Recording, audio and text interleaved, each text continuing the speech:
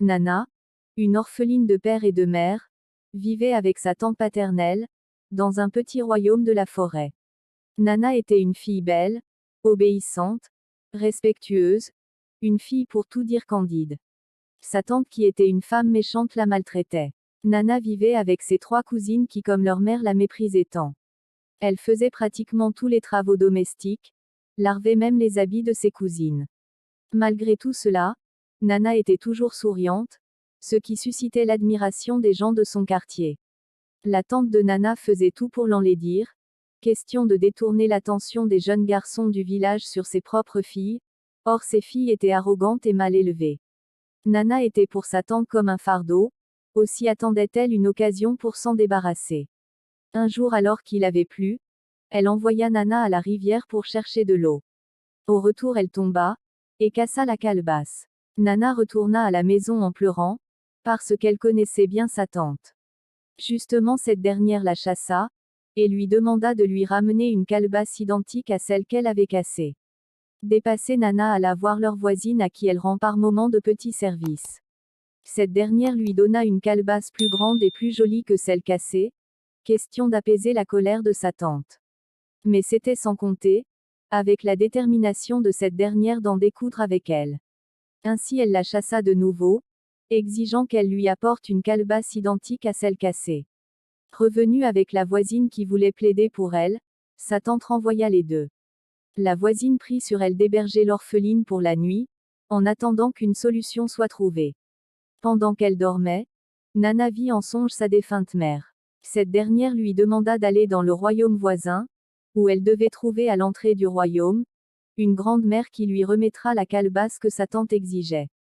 Le matin elle raconta le songe à la voisine qui l'avait hébergée.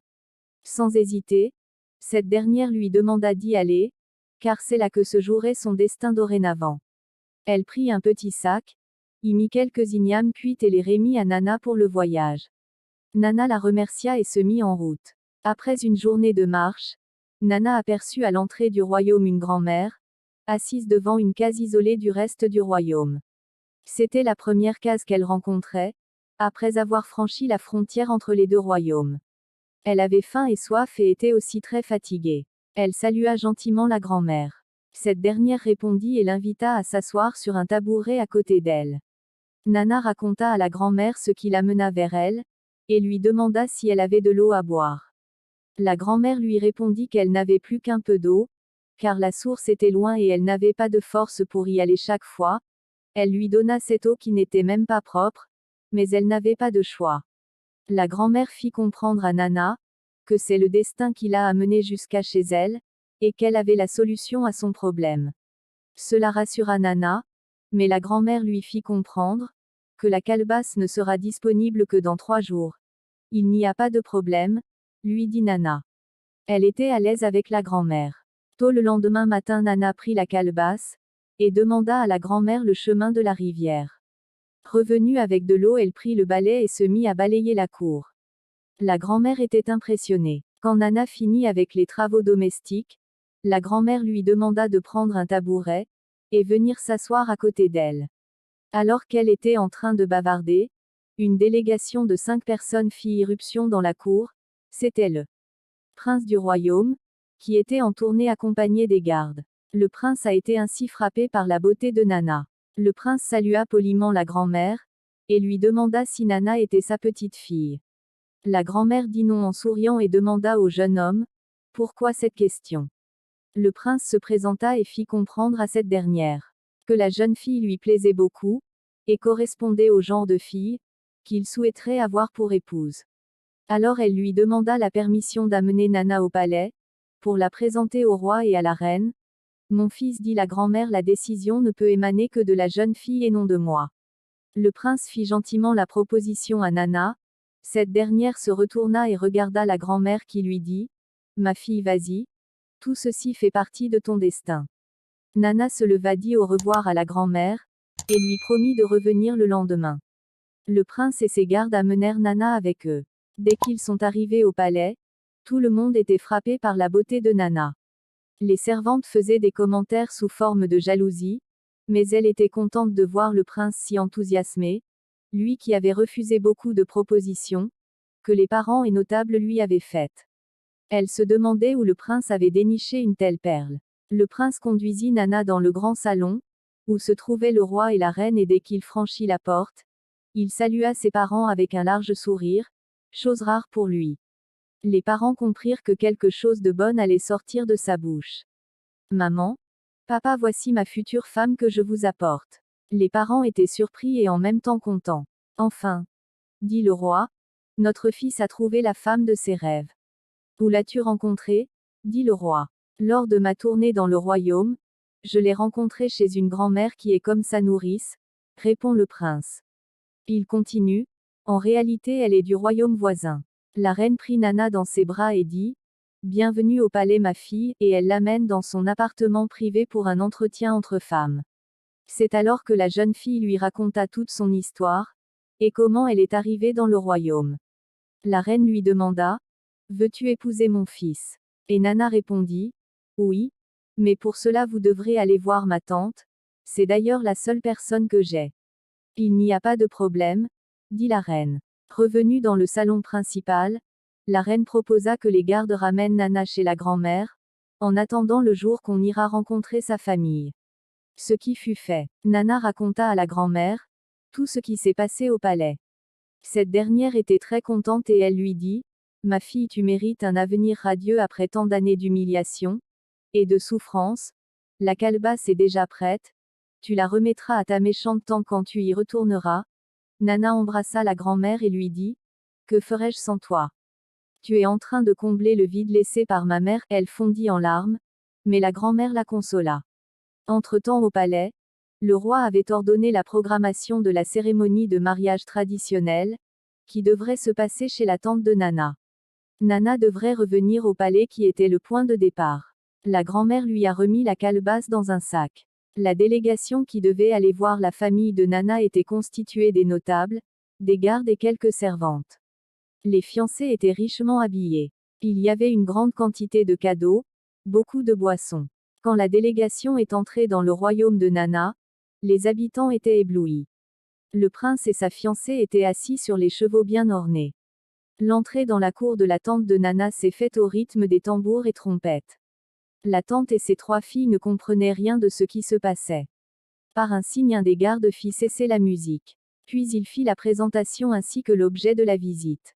La tante de Nana et ses filles étaient folles de jalousie, mais ne le manifestaient pas ouvertement. Toute tremblante, elle a remercié le chef de garde de l'honneur qui leur était fait. Nana descendit du cheval, fit un signe à un des gardes qui lui apporta le sac, puis elle y retira la calebasse qu'elle tendit à la tante. Cette dernière était surprise, c'était exactement la calebasse qui était cassée. Sans mot dire, elle alla déposer la calebasse dans la cuisine. Il y avait maintenant dans le cœur de la tante de Nana un mélange de haine et de jalousie, car toutes ses filles étaient toujours chez elle, toutes âgées, mais sans prétendant. Elle avait néanmoins réceptionné tous les cadeaux, et la cérémonie de dot a tourné en une grande fête populaire, avec la présence de tous les gens du quartier. Elle faisait semblant d'être contente du nouveau statut de sa nièce, mais tout le monde savait que c'était de l'hypocrisie. Les cousines de Nana étaient dans la même posture que leur mère. À la fin de la cérémonie, le prince a dit à la tante de Nana qu'il devrait retourner avec elle au palais, et qu'il les invitera le moment venu au mariage qui aura lieu au palais. Lorsque la délégation traversait le village, Nana, assise sur le cheval, saluait les gens avec son sourire habituel. Le lendemain de la cérémonie, la tante de Nana réunit ses filles et leur fit une révélation. En effet, quand elle s'était retirée en aparté avec Nana, cette dernière lui a raconté sa mésaventure. Il était question qu'une d'elles suive l'itinéraire de Nana, pour atteindre aussi la gloire comme leur cousine. Toutes étaient convaincues que c'est la calebasse qui était la source du bonheur de Nana. Alors chacune d'elles voulait faire l'expérience, mais la mère avait proposé que l'honneur revienne à l'aîné de la famille. C'est ainsi que Fatou devait s'engager dans l'aventure. Ainsi le scénario a été mis en place. Fatou est allé à la rivière, et au retour a cassé volontairement la calebasse, et a été chassé de la maison par leur mère. Quand Fatou s'est mise en route, son seul objectif était de retrouver la grand-mère détentrice de la calebasse de bonheur. Elle a marché pendant pratiquement toute une journée et elle se demandait pourquoi le chemin était si long. Elle était fatiguée et elle avait aussi faim. Lorsqu'elle avait franchi la frontière entre les deux royaumes, la première personne que Fatou avait rencontrée était un vieillard qui croupissait sous le poids d'un fagot de bois.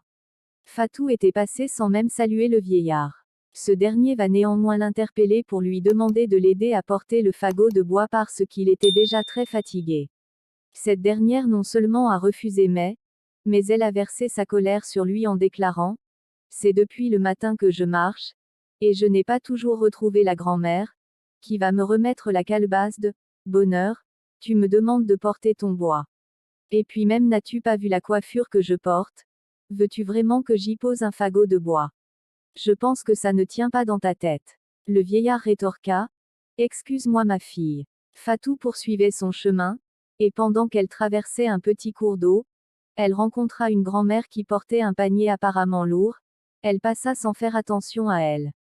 La grand-mère dit : « Ma fille, où vas-tu si pressée au point de ne pas me saluer ? » Fatou répondit : « Je suis à la recherche de la maison d'une grand-mère qui me donnera la calebasse de bonheur.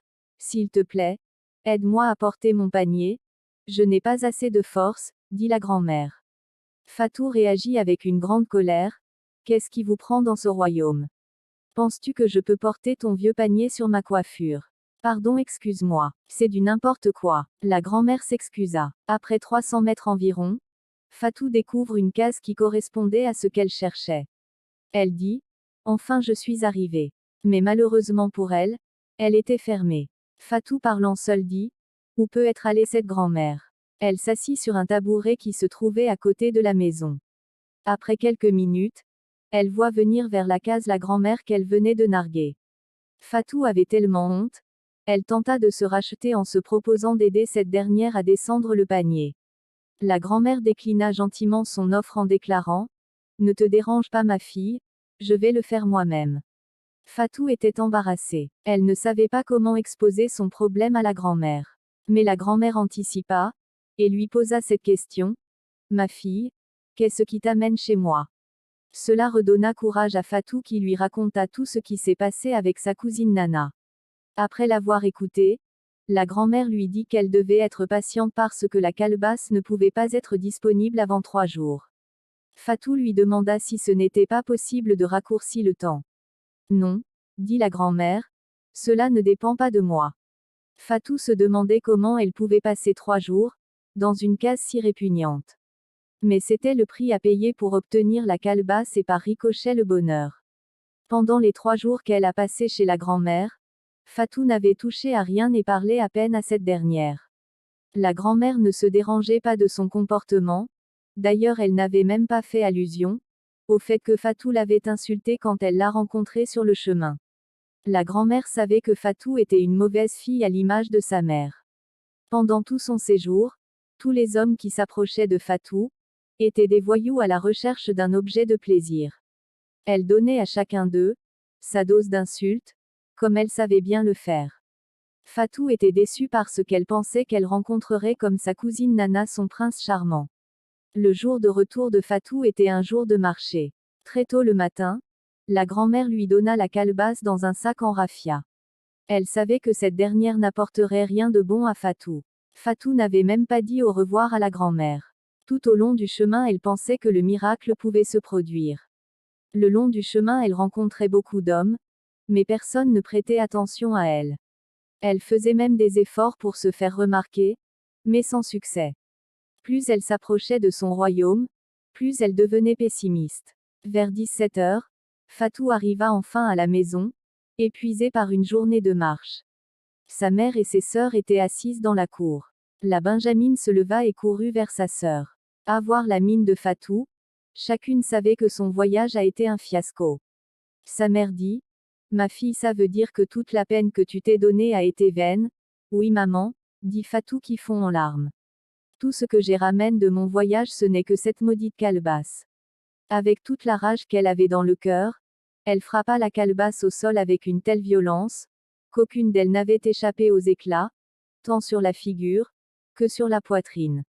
La maman tenta de calmer sa fille sans succès. Tout était dans une grande tristesse. Quelques instants après, un messager du prince fiancé de Nana entra dans la cour, salua tout le monde, puis leur passa le message de Nana et le prince qui les invitait à la cérémonie de leurs noces. Cette invitation était venue au mauvais moment. Moi, aller à ce mariage? Jamais de la vie, dit la tante de Nana, et deux de ses filles tout à la fois. Maman, tu as raison, nous n'irons pas aussi à ce mariage. Fatou dit, écoutez, je pense que nous devons y aller. Ce sera l'occasion pour nous de demander pardon à Nana pour tout le tort que nous lui avons fait. Jamais, rétorqua la mère, plutôt mourir que de me rabaisser à ce point. Ses deux autres filles étaient de même avis qu'elle. Finalement, Fatou était la seule à se rendre au mariage. Elle est allée un jour avant la cérémonie. Le soir, elle demanda au chef de protocole du palais de l'introduire auprès des fiancés pour un entretien, ce qui fut fait. Fatou s'est agenouillée devant Nana, pour demander pardon. Nana lui pardonna et le prince donna des ordres, pour que Fatou soit aux petits soins. Alors que Fatou se promenait dans le somptueux palais, un oracle du royaume l'interpella et lui dit, ma fille, tu as posé un acte ce soir qui aura un impact très positif sur ton destin. En effet, l'humilité est une grande vertu, beaucoup de personnes ne le savent pas. Il faut savoir reconnaître son tort, et surtout demander pardon. Ces mots avaient réconforté Fatou et l'avaient mis en confiance. La cérémonie de mariage était une fête grandiose, une telle fête n'avait jamais été organisée au palais.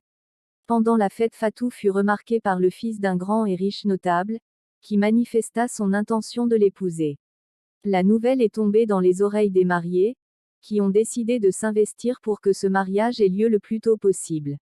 C'est ainsi que Fatou fut retenu au palais, pour quelques jours, afin de faire d'amples connaissances avec la famille du notable qui ne devrait pas tarder avant d'aller rencontrer sa famille pour payer sa dot. Comme leçon, nous pouvons dire que la méchanceté, la haine et l'orgueil sont comme des armes de destruction massive.